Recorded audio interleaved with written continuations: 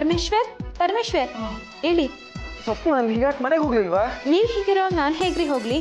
ಬೆಳಗ್ಗೆ ಎದ್ದು ಸ್ನಾನ ಮಾಡಿ ಪೂಜೆ ಮಾಡಿ ಹಾಲನ್ನ ನೈವೇದ್ಯಕ್ಕೆ ಇಟ್ಟಿದ್ದೆ, ನೀರು ಕಾಯಿಸಿದ್ದೀನಿ, ಕುಡೀರಿ, ಎಲ್ಲ ಸರಿ ಹೋಗುತ್ತೆ. ಏನೇ ಅದು? ಹಾಲು ಕಾಯಿಸಿದ್ದೀನಿ, ಕುಡಿಸ್ತಾ ಇದ್ದೀನಿ. ನನ್ನ ಪತಿ ಪರಮೇಶ್ವರ ಹಾಲು ಕುಡಿಸಕ್ ನೀನ್ ಯಾರೇ? ಕೊಡೆ, ನಾನು ಕುಡಿಸ್ತೀನಿ. ನೀವಿನ್ನೂ ಎದ್ದಿಲ್ಲ, ಸ್ನಾನ ಮಾಡಿಲ್ಲ, ಮುಖ ಮುಚ್ಚಿ ತೊಳಿದೆ, ಹಾಲು ಕುಡಿಸ್ಬಾರ್ದು. ಸ್ನಾನ ಮಾಡು ಅಂತ ಹೇಳಕ್ ನೀನ್ ಯಾರೇ? ಯಾರೋ ಒಬ್ರು ಹಾಲು ಕುಡ್ಸೋದಾಯ್ತಮ್ಮ, ಕೊಡಿ ನಾನೇ ಕುಡಿದ್ಬಿಡಿ. ಹಾಲು ಕುಡಿಸ್ಬೇಕು, ನಾನೇ ಕುಡಿಸ್ತೀನಿ. ಕೊಡೆ ಇಲ್ಲಿ. ಕೊಡಲ್ಲ ಕೊಡೆ ಕೊಡಲ್ಲ ಕೊಡೆ ಕೊಡಲ್ಲ ಕೊಡಲ್ಲ ಕೊಡಲ್ಲ ಕೊಡೆ ಕೊಡಲ್ಲ ಕೊಡೆ ಕೊಡಲ್ಲ. ಆಯ್ತಾ, ನಿಮ್ಮಿಬ್ಬರ ಜಗಳದಲ್ಲಿ ಹಾಲೆಲ್ಲ ಚೆಲ್ ಹೋಯ್ತಾ? ಹೀಗಾಗುತ್ತೆ ಅಂತ ನಂಗೆ ಮೊದಲೇ ಗೊತ್ತಿತ್ತು, ಅದಕ್ಕೆ ಈ ಕೈಯಲ್ಲಿ ಬಿಸಿನೀರಿನ ಲೋಟ ಹಿಡ್ತಿದ್ದೆ. ಹಾಲಿದೆ, ಕುಡೀರಿ. ಕುಡಿಸ್ಬಿಡಿ.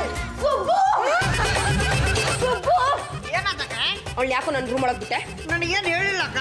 ಬೆಳಿಗ್ಗೆ ಅದು ಪೂಜೆ ಮಾಡಿದ್ಲೆ, ನೈವೇದ್ಯ ಮಾಡಿದ್ಲೆ, ನೀರು ಹಾಕೊಂಡ್ರೆ ಬಂದ್ಲೆ. ನೀನೇನೋ ಮಾಡ್ತಾ ಇದ್ದೆ? ನೋಡಕತ್ತಿದ್ದೆ. ಪಾರು, ನೀನೇನೇ ಹೇಳೆ, ಆ ಹುಡುಗಿ ಬಂದು ನಿನ್ ಗಂಡನ ಸೇವೆ ಮಾಡ್ತಿದ್ರೆ ನನ್ ಸ್ವಲ್ಪನೂ ಸರಿ ಕಾಣಿಸ್ತಿಲ್ಲ. ನೋಡಮ್ಮ, ಈಗ ಪರಮನ್ ತಲೆಗೆ ಪೆಟ್ಟು ಬಿದ್ದು ಪೇಷಂಟ್ ಆಗಿದ್ದಾನೆ. ಅವ್ನು ಸುಧಾರಿಸ್ಕೊಳ್ಳೋವರೆಗೂ ನೀನು ಫಿಟ್ಟಿಂಗ್ ಹಿಡಿದಾರದು ಒಳ್ಳೇದು ಅಂತ ನನ್ನ ಅಭಿಪ್ರಾಯ. ಫಿಟ್ಟಿಂಗು ಅನ್ಬೇಡಿ, ಇದು ಸಂಸಾರದ ವಿಷಯ. ಇದನ್ನ ಹೀಗೆ ಬಿಟ್ರೆ ನಾಳೆ ಇನ್ನೊಂದು ಸಂಬಂಧ ನೆಟ್ಟಿಂಗ್ ಆಗ್ಬಿಡುತ್ತೆ. ಅಲ್ಲಿ ನೋಡು, ಕಲ್ತ್ಕೊಳ್ಳಿ. ಮೇಡಮ್ನವ್ರೆ, ತುಂಬಾ ಒಳ್ಳೆ ಕೆಲಸ ಮಾಡ್ತಾ ಇದಾರೆ. ಈ ಪ್ರಯತ್ನ ಕಟ್ಕೊಂಡ್ರೆ ಹೆಂಡ್ತಿನೂ ಮಾಡ್ಲಿಲ್ಲ. ಪಾರು, ನಿನ್ ಗಂಡನ ತಲೆಯಲ್ಲಿರೋ ಬ್ಯಾಂಡೇಜ್ ನೋಡ್ತಿದ್ರೆ ಬಾಸಿಂಗನೇ ನೆನಪಾಗುತ್ತೆ.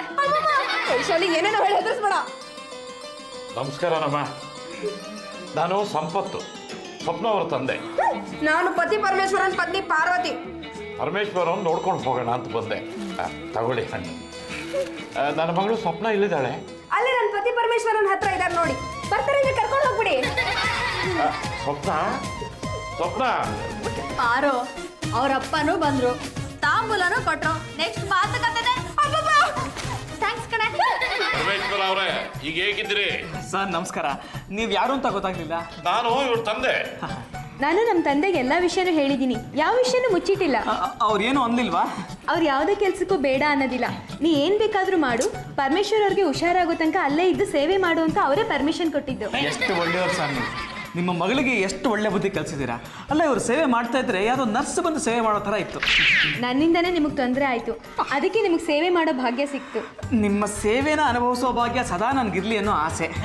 ನನಗೂ ಕೂಡ ಯಾವಾಗಲೂ ನಿಮ್ಮ ಸೇವೆ ಮಾಡ್ತಿರ್ಬೇಕು ಅಂತ ಆಸೆ.